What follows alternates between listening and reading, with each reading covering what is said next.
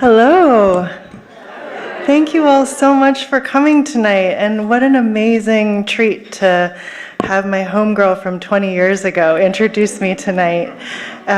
It's really wonderful to see your leadership, Grace, and to be reconnected. Thank you so much.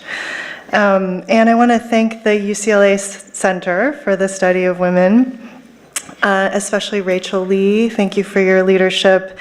It's really an honor to be able to have this time with all of you. They told me I get to speak for 30 minutes. That never happens. It's incredible. So I want to start by actually sharing the floor for a second and just recognizing the members of the National Domestic Workers Alliance who are here, and the staff and the members of the Filipino Worker Center in particular who came with the crew. Where are you? Can you stand and be recognized?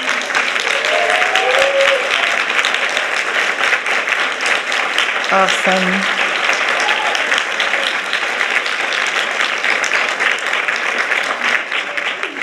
These are some of the best organizers in the country. Do not sleep on the members of the Filipino Worker Center. If you get a chance to talk with them tonight, you really won't want to miss the opportunity. The theme of this talk is, as Grace said, organizing with love in a time of hate. And what I want to share is basically what I've learned from the women in my life who have taught me some of the most important values that guide how I do my work in this moment. And I want to start by actually bringing all of you into this conversation. I know you're probably chewing and drinking, but I want to ask you to actually take a couple of minutes and turn to the person sitting next to you and share a story about someone in your life who's cared for you and the value of that relationship in your life. Just take a couple minutes, maybe go one minute each way. This is my favorite part.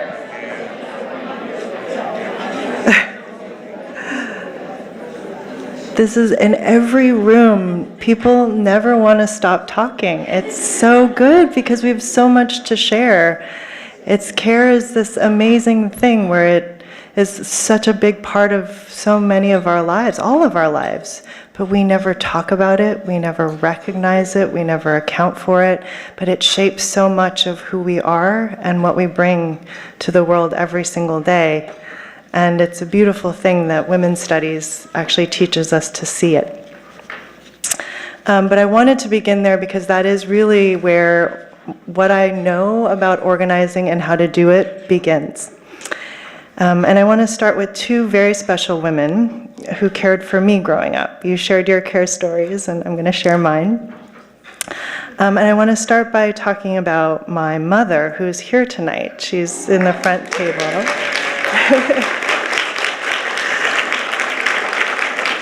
She's an extraordinary person. She came to the United States from Taiwan in her 20s to study chemistry. And she had me while in graduate school and decided after she finished graduate school that she wanted to be a doctor and then went to medical school. Who does that? And in the middle of medical school had a second child. She was the only one in her class with 2 kids. So she was in school and working and raising my sister and I. And as I grew older, I began to understand more what she actually did when she was working. As a doctor, a big part of what she was doing was helping people in their most vulnerable and fearful moments. Moments of illness, facing mortality.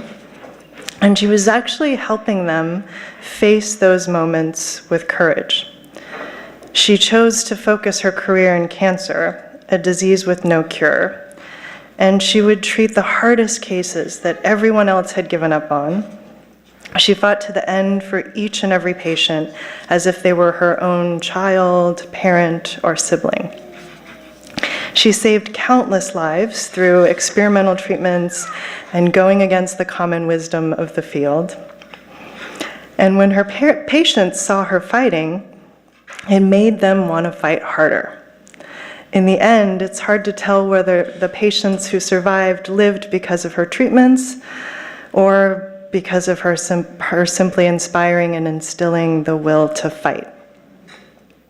From my mother, I learned, this is the organizing part, to face human suffering head on. And I also learned that among human beings, courage begets courage in a virtuous cycle. If someone sees you fighting, they're likely to fight too. And if someone knows you're fighting for them, it inspires them to fight for themselves, and it makes you stronger too. Courage begets courage in a virtuous cycle. And to fight for others as if they are part of you, not apart from you. So, lesson from my mom. When I was first born, my mother was also living on her own and in graduate school on her own, working, going to school. It was a lot to handle, so she sent me to Taiwan to live with my grandmothers for a little while. I'm so grateful for that time. What a privilege to be able to spend that kind of time with your grandparents. I used to follow my grandmother around the house like a little shadow. She taught me many things, including my first language, Mandarin. She potty trained me, which turned out to be very helpful. Still useful. And she taught me that there's very little light of day between family and community. I literally thought I had 1,000 aunts and uncles, like that we just had a massive family. And she taught me something else extraordinarily valuable in my work in the organizing today. And that is optimism. Having lived through a brutal war, poverty, migration to Taiwan from China, where she built a life and a family with my grandfather literally from scratch, she had her share of struggles. And yet many of my memories of her are of her giggling. She has the most amazing giggle. She had this relentlessly sunny disposition. And there was always something to complain about, there always is, but her inclination was always to look on the bright side. She really did believe that no matter how hard things got, as long as you stay present in the moment, you can find a way forward. You can't see the way forward if all you see is darkness. She was the ultimate optimist. And she's been with us, she's still with us, but she had a mild stroke last fall and hasn't quite been herself since.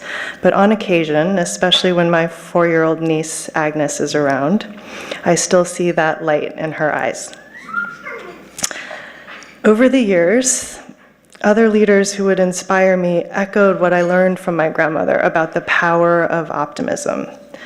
My friend and racial justice lawyer Brian Stevenson says, "Hopelessness is the enemy of justice." Hopelessness is the enemy of justice. Feminist activism, and one of my mentors, Gloria Steinem, says, "Hope is a form of planning." I love that. That's my favorite quote of hers. Hope is a form of planning. The other women who care that I want to talk about are domestic workers, my sisters in this movement. Women who I've been organizing with for the last 21 years, who have raised me as an activist and an organizer. My mom and my grandma raised me as a human, and the domestic workers raised me as an activist and an organizer. Women whose profession is to provide care.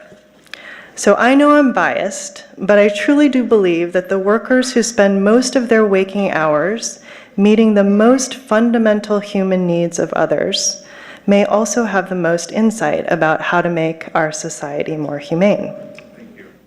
I believe that. The work that domestic workers do is fundamental to human life. The work of caring, of nurturing, of meeting human need with compassion. What could be more vital than nurturing a baby, supporting the potential in a child, supporting the independence of someone living with a disability, or enabling our elders to have a dignified quality of life? And then there's the way it happens. Domestic workers live in poor neighborhoods, and then they go to work often with families whose lives are extremely different at the other end of the income spectrum. Different classes, different cultures, different religions and traditions, they cross so many borders and boundaries all the time, uniquely experiencing life on both sides of the tracks.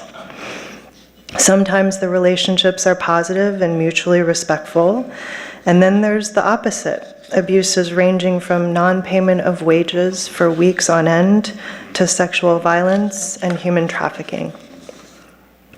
And their job is to care no matter what. No matter what. To encourage, to guide, to bathe, to listen, to ensure safety, to prevent falls, to meet vulnerability with humanity. Lily is somebody that I met early in my activism, probably right around the time that I met Grace. She was a teenager living in Jamaica when her mother was contacted by a family who was looking for a live-in nanny. They worked for a technology company and promised Lily's mother that if she came to work with them as a nanny, she could have the opportunity to go to high school in the United States, and she would earn a weekly salary that would be sent home to her family in Jamaica. She was 15 years old at the time. She and her family agreed this seemed like a good opportunity, and she went. And while she held up her end of the bargain and helped to raise 3 children, she was never paid. Communication with her family was completely severed. No letters reached her, she couldn't call them, and she was never allowed to go to school. For 15 years. Lily eventually saw an article about another case of a trafficked domestic worker that I was working on at the time, and she found a way to reach me. She was able to connect with her brother, who found her and escape with a little help from one of the children in the family, who became old enough to know that the way their nanny was being treated was wrong. The child gave Lily money from his piggy bank to help her escape. I helped Lily find a lawyer, and because what she endured was human trafficking, essentially slavery, we asked whether she wanted to press criminal charges. After thinking about it and considering what that would mean, she said no. Why? Because she didn't want the children to grow up without their parents. She still filed a lawsuit for damages, and we won, and her case became a rallying cry for domestic workers all over the country. And she was eventually able to create a new life near her own family and ultimately have a family of her own. But what was so defining for me about that story, it was both the depth of the violation of her humanity that she experienced. 15 years of her life had been stolen from her that could never be returned. And at the same time, the incredible depth of her humanity and compassion for the children. Boundless compassion for the children.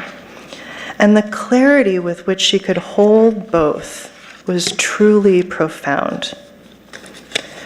In households across the country, invisible to most of us, I have seen domestic workers do this again and again.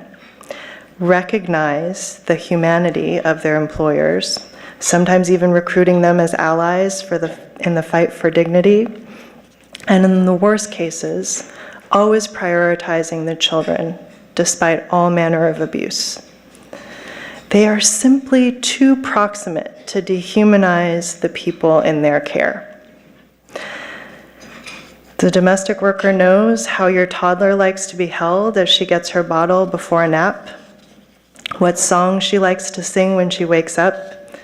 She knows how your aging mother likes her tea, how to get her to smile despite her dementia. Domestic workers are crystal clear that these are people. Parents, grandparents, someone's baby, someone's lover, undeniably human. Domestic workers feel the cruelty of inequality in all of its forms on a regular basis, but it's simply not an option for them. to dehumanize the families that they work for, because their ability to do their job is rooted in the most fundamental of all fundamentals, caring. Caring that is only realized through human recognition. Ever since meeting Lily, I have asked myself, what if we were all able to respond with that kind of wisdom, to be so clear about what is unjust and wrong, and still fiercely compassionate? What if that is the way that we approached all social problems? What domestic workers have always known, you see, is that it is not only possible to directly challenge injustice without losing the thread of humanity, it is completely necessary. They teach me every day that we must fight injustice, but not become what we fight. We must shine a light on the worst of humanity while not reducing people to their worst moments. We must speak truth and seek accountability without closing the door to repair. We must challenge abuse without rendering the abuser disposable. And this brings me to the importance of women's studies. I was a gender studies major in college and spent a lot of time at the Center for the Study of Women at Columbia. Centers like these are important homes for students like me who have questions about the dominant story and know that there's something missing, something that we're not seeing, including our place inside of it. I signed up for classes on feminist history and literature by day, and in the evenings and weekends, I volunteered at the New York Asian Women's Center and at the Committee Against Anti-Asian Violence, where I met Grace. Women's studies validated what I knew to be true in my gut, which is that listening and learning from the stories of women can unlock so much possibility in our world. Whether it's my mom or my grandmother or Lily or the millions of domestic workers caring and cleaning in our homes, women hold the keys to the future we want and deserve. Women's studies taught me that. Women's studies has written women back into the story of who we are, and it has placed women's activism within a trajectory of our ever-changing democracy. Women's studies gave me a legacy and a history to see myself inside of, and a clear sense of my own agency, to make change and to remake how change is made. By my senior year, I was also active on campus as a student organizer for ethnic studies. Our activism in 1996 catalyzed the creation of the Center for the Study of Ethnicity and Race at Columbia.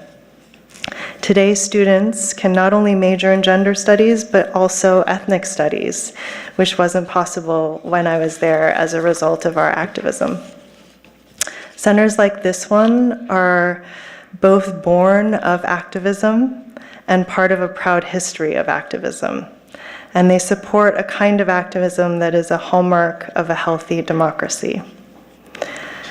So we now live in a time when women are the most powerful force for change in the nation, first responders to the greatest political crisis in generations.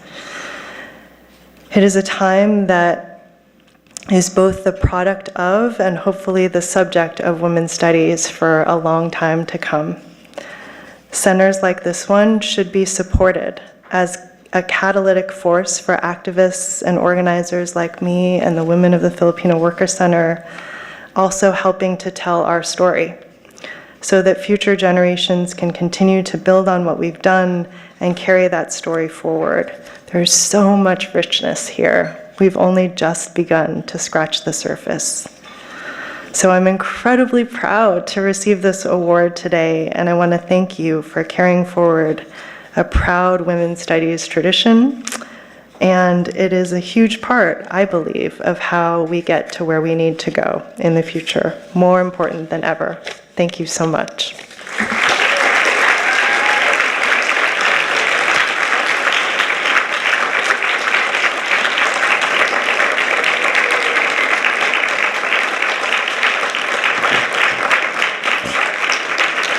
Thank you, Miriam. Of course, my people are standing up.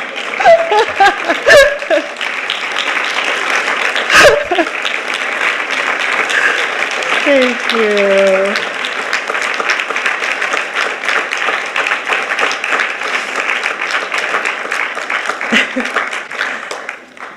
So we have about 10-15 minutes for questions for Ai-jen. Yeah, questions. You've just learned the secret to a standing ovation. Just put your people in the front row. Any questions? What do you guys want to talk about? Yeah. What are some of the specific things that you organized for? Just some of the details. Sure. So our kind of signature campaign around the country has been the campaign for the Domestic Workers' Bills of Rights. And the first one was in New York State. And it started because domestic workers started organizing across race and ethnicity in about 1999, 2000 in the city of New York. And everybody was kind of asking each other, what's the standard? What should the wages be? How many days off do you get? And there was just no standard, no guidelines, no nothing. And then when we actually looked into it, we realized that there's huge gaping holes in the labor protections for domestic workers. And many of you know, because you're women's studies people, that there's this long history of exclusion of domestic workers from some of the most basic labor laws that most people take for granted. A history that's rooted in the legacy of slavery. Because many of the first domestic workers were enslaved African women, and the racialization of work in that history in this country really shaped the labor laws. So we decided to go to the capital of New York State and try to change the labor laws to protect the rights of domestic workers. And the way that we created the Bill of Rights was we did outreach for months, and we gathered domestic workers across New York in a convention on November 3rd of 2003. It was called the Having Your Say Convention, and we had about 250 domestic workers who spoke 7 different languages. We had simultaneous interpretation in 7 different languages, and they were sitting at tables like what you're sitting at, and they shared their stories, and they talked about what it would look like to feel respected at work. And we had a list of 47 provisions that we then prioritized over the course of 3 months. We narrowed it down and talked about what was most important to us. Then we took it to a group of law students at the NYU Law School, the Immigrant Rights Law Clinic, and we asked them to turn it into legislation. And they did, and then we got in a 15-passenger van with a group of domestic workers and went to Albany to find a sponsor. And then 7 years later, after marches and mobilizations and all kinds of actions and lobbying, New York became the first state to pass a Bill of Rights. And in it included 3 days paid leave. So domestic workers were the first workers in the state of New York to get paid leave mandated by law because of our campaign. Protection from discrimination and harassment.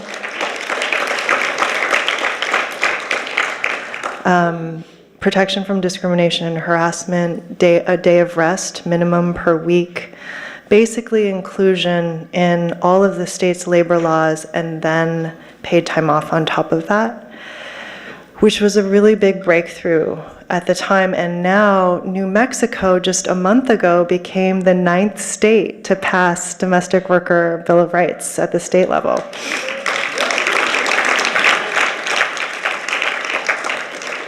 And during the Obama administration, we were able to work with the Department of Labor to bring 2 million home care workers under minimum wage protections for the first time in 80 years.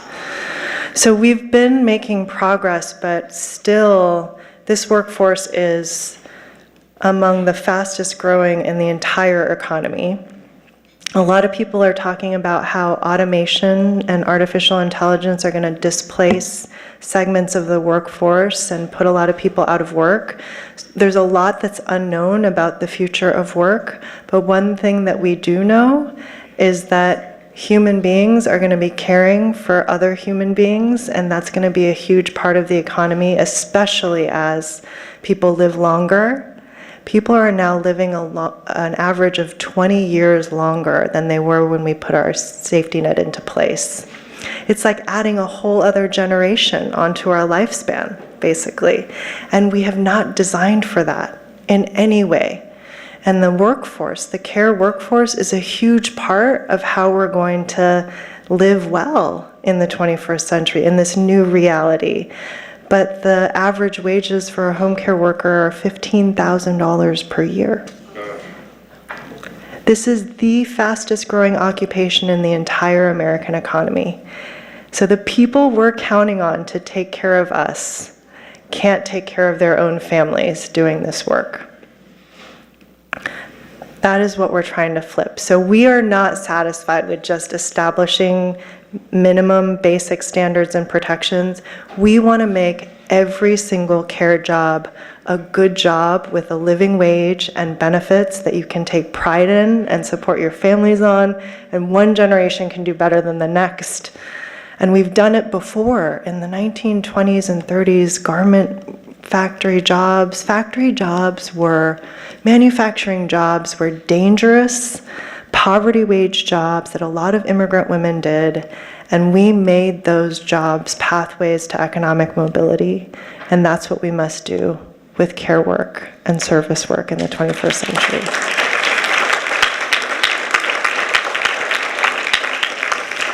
Also, by the way, they've been trying to build a robot to fold a towel here, I think at UCLA, for 11 years and still have not been successful. So you're going to need us. Mm-hmm.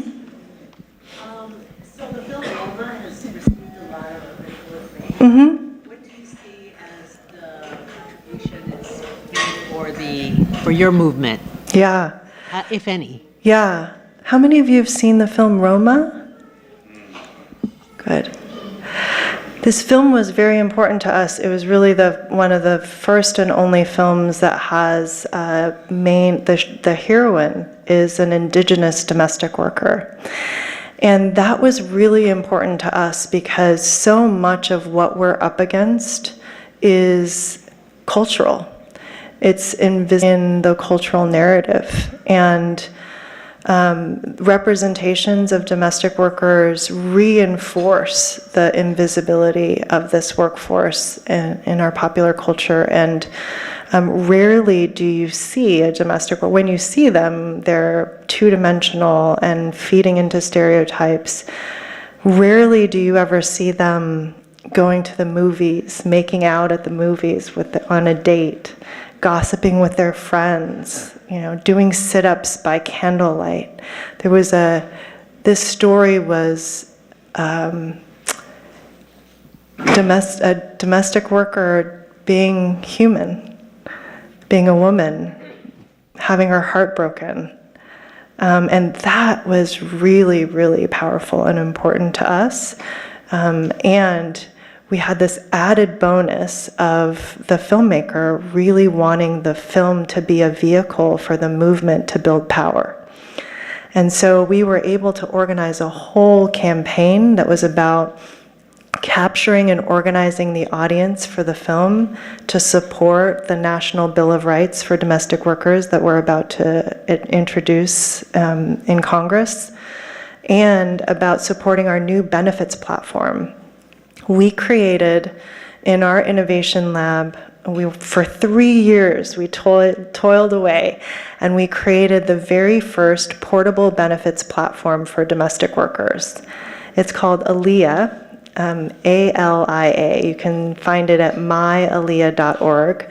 But basically what it does is it allows people who clean homes for multiple households to get prorated contributions from all of those households into a benefits fund that then the worker gets to decide what benefits she wants to apply the money in her account towards.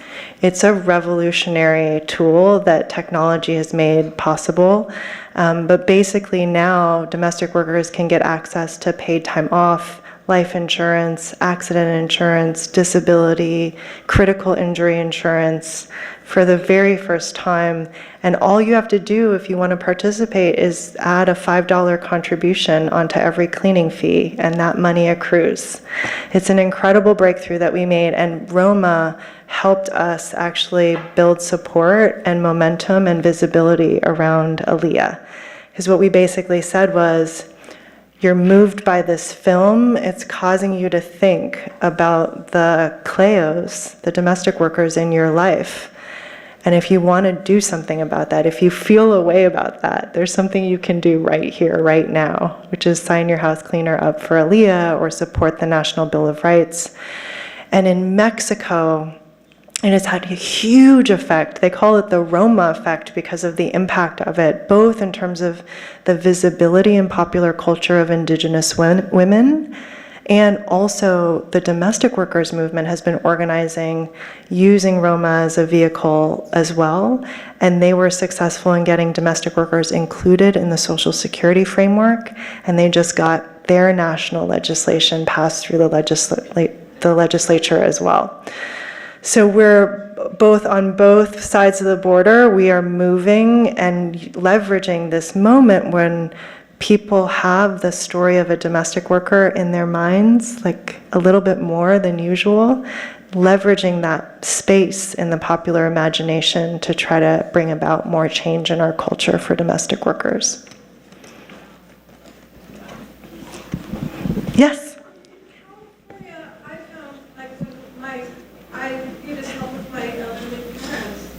And I was paying the agency a good amount, and then when I found out how much my worker was getting, I ended up paying the agency money to take her away from the agency, but let the agents, I wanted her to still be able to go back to the agency when my parents were to pass away. Mm-hmm. But I was really surprised the agency and the worker were both the same nationality. And I don't know how you can help in that aspect. No, it's a great point. I mean, the whole agency model is really problematic because it's based on overcharging the family and underpaying the worker. It's like that's not to say that all agencies are bad. There are some that are actually, they really try to do right by the workers that work for the agency, but there's a design flaw in the business model. And there's also, the real design flaw is in the way that we valued the care economy.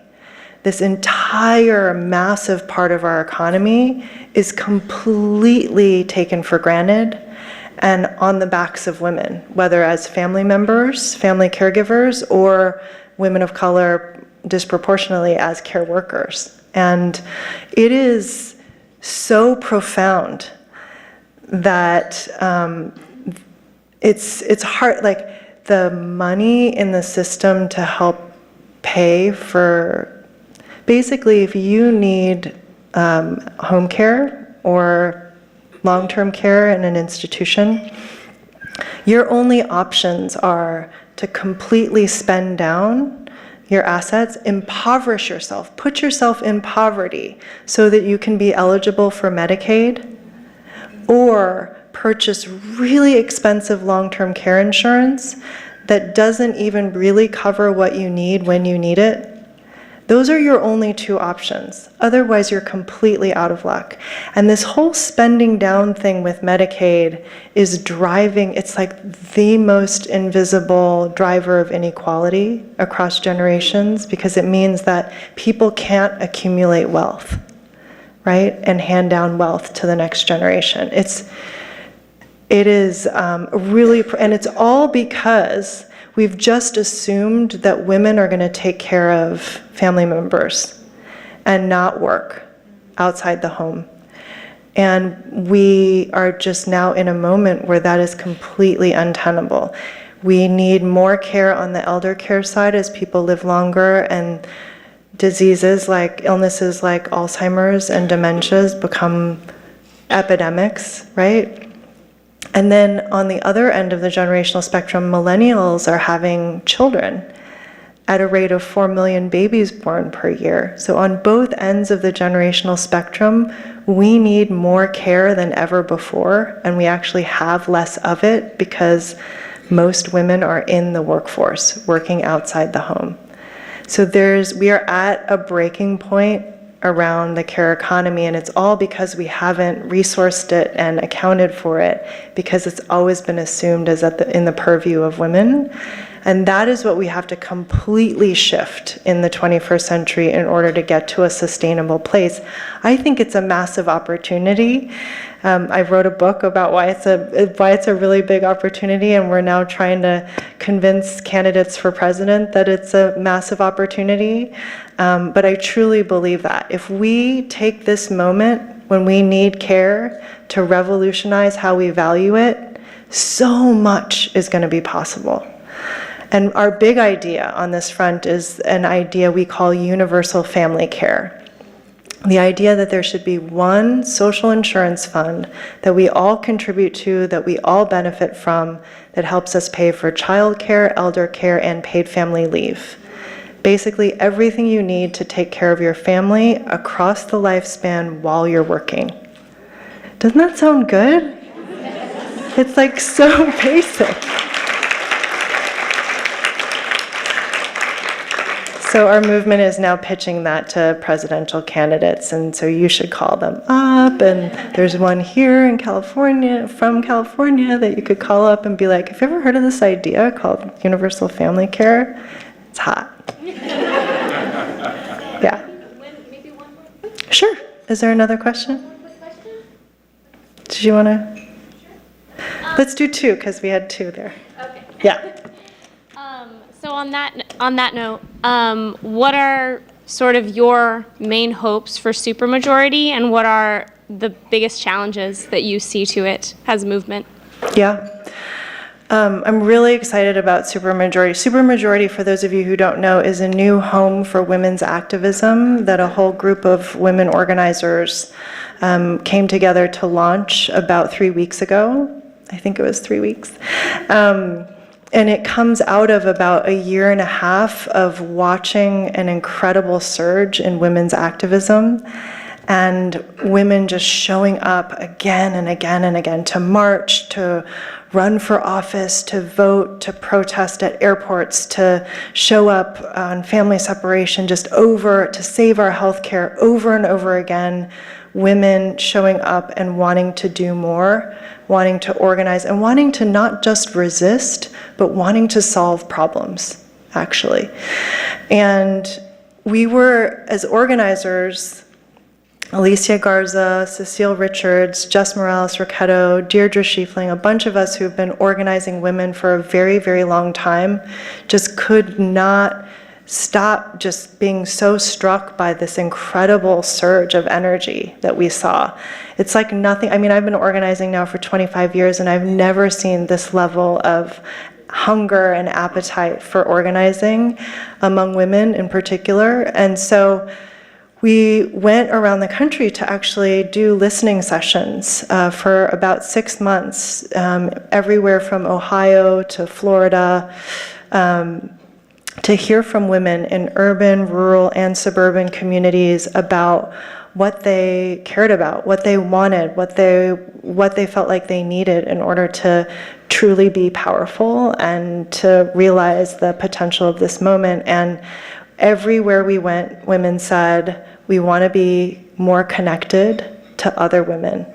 And we want to build a multiracial movement. Like, people really want to work across race, and they want to work across issue, right? They definitely are like, this is not just about any one thing. It's not just about healthcare. It's not just about, it's about all of it, right? We're whole human beings and we deserve equality, recognition, equity. And so just that, all of that inspiration made us realize that what we have is not a lack of energy or resources. Women are donating also at unprecedented levels. That what we have here is primarily an organizing challenge. And so we decided to launch Supermajority to train up 2 million new women organizers by 2020. Yeah.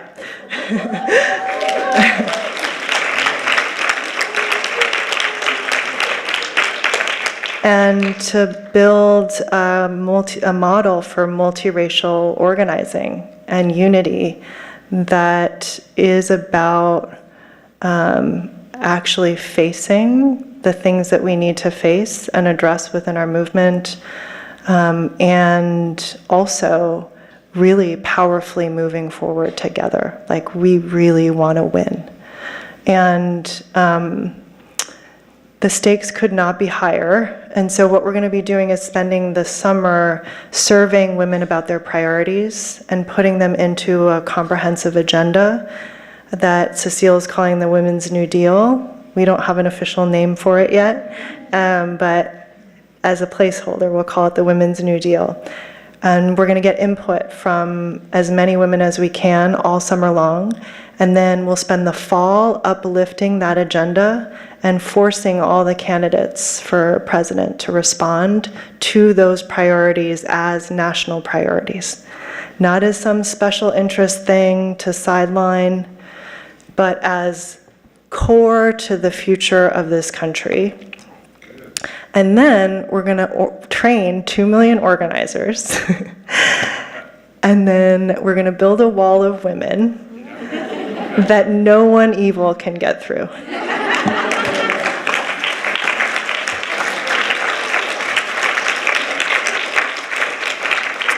Just a quick, yeah. Thank you for your work, first of all.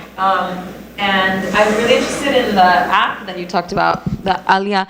One of the things that kind of stands out to me about this app is that one of the kind of slogans is that people want to do the right thing, they just don't have the kind of platform to do it. And I'm wondering if you can speak to, like, maybe anecdotally what you mean, like what is kind of driving this idea that people want to do the right thing? Like, you're talking about kind of cross-class and cross-racial alliances. What's kind of animating that? And then kind of what's the vision for this app, for this Alia app? Great. Well, I'm going to tell you a secret about the app, which is that it's a huge breakthrough because it is a benefits platform, and we've never had a way of providing benefits to workers in this way who work for multiple clients and in this kind of context. What we want to do is be able to build technology, this being the first offering, but to offer all kinds of resources to workers, training, connection, mentorship, all kinds of, like, we basically want to, technology is being used to create so much efficiency and convenience for middle-class people and really wealthy people, like bringing everything to your doorstep. We want to be able to leverage it to deliver for domestic workers and low-wage workers who deserve it. And so this is the first offering, but we have a vision for being able to leverage technology in lots of different ways to improve the quality of jobs for workers and our ability to connect to each other. So that's the kind of bigger vision. And, you know, I will say that when we say that people want to do the right thing and it's not clear what that is, and it's very hard to do it, right? We've made it easy with this technology platform to do the right thing. Could not be easier. I think what we are also acknowledging, obviously not everybody wants to do the right thing, But our job as organizers is to create the context for people to show up as their best selves, to incentivize compliance, to incentivize a voluntary choice to do the right thing and to be a part of the solution for this workforce. So whether or not I actually believe that everybody wants to do the right thing and, no comment, like I'm an organizer. You know what I mean? Like, actually, here it is. And we trust that you will come.